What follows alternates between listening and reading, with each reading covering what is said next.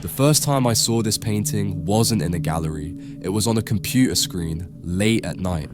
I don't remember what led me to it, only the impact of seeing it for the first time.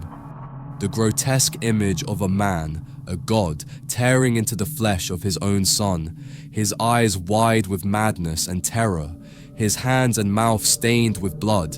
It was horrifying, and yet I couldn't look away. In that moment, something clicked. For the first time, I understood what people meant when they said that art could make you feel. Yes, I've talked about Goya's black paintings before, but this time I want to focus on just this one, this scene, this painting, and show you why it's something you should see, at least once, before you die.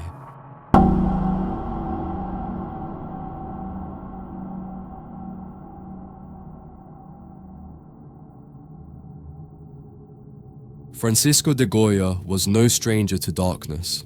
Once celebrated as a court painter for the Spanish monarchy, he spent his final years in isolation, with his body failing him and his mind turning inward. By the time he created the black paintings, he was deaf, disillusioned, and consumed by despair. These weren't commissions meant to hang in palaces, they were painted directly onto the walls of his home, private, raw, and deeply personal. Saturn Devouring His Son is perhaps the most infamous work in the series. Inspired by the Roman myth of Saturn, or Cronus, eating his children to prevent them from overthrowing him, Goya's version is stripped of grandeur and mythology. There's no divine setting, no heroic struggle, only a skeletal, emaciated, desperate figure clinging to the half-eaten body of his child, as if trying to stop his own destruction. It's a painting about fear, the kind of fear that consumes us, that drives us to destroy even what we love. And in Goya's hands, that fear is laid bare, unfiltered, relentless, and impossible to ignore. But what is it about Saturn Devouring His Son that draws so much attention? Why do thousands of people visit the Prado Museum every day just to see this dark, disturbing painting? Technically, it defies convention. The brushstrokes are rough, the composition is chaotic, and yet it's precisely this lack of polish that gives the painting its strength. The rawness mirrors emotion, unfiltered and immediate. Darkness swallows everything except Saturn himself. His eyes, wide and fixed, stare at you, not with pride or justification, but with something close to regret. The child's lifeless body is a smear of flesh and bone, reduced to nothing more than sustenance. The god, once powerful, is now pitiful, pathetic in his desperation. I was drawn in by the contradiction. How could something so horrific be so beautiful? How could it hold me when everything in me told me to look away? But isn't that what art is meant to do? To confront us with truths we'd rather not face? Over the years, Saturn Devouring His Son has been analysed, dissected, and debated. Some see it as a critique of power, a condemnation of those who destroy the future in order to preserve their present. Others interpret it as something deeply personal, a reflection of Goya's own fears of mortality and madness. To me, it's both, and neither. It's a reminder that art, at its best, doesn't offer answers. It raises questions, forces us to confront them, and changes us in the process. Goya's Saturn is not a revered god or a vilified monster.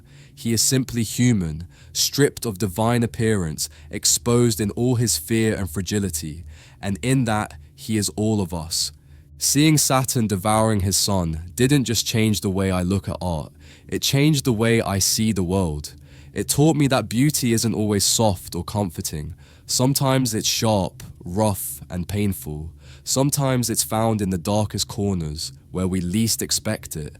Goya painted his fears on the walls of his home, not knowing if anyone would ever see them. That act of creation, of laying one's soul bare with no guarantee of understanding or approval, is perhaps the bravest thing an artist can do. Quoting J. Scott Morgan in The Mystery of Goya's Saturn, human beings are made free only by their admission of their darkest fears and impulses, and this admission, unalterably expressed, seems to have granted Goya a sense of well-being. Even Javier, Goya's son, once said, My father experienced pleasure viewing daily in his house those pictures he had painted for himself, with freedom and in accordance with his own genio.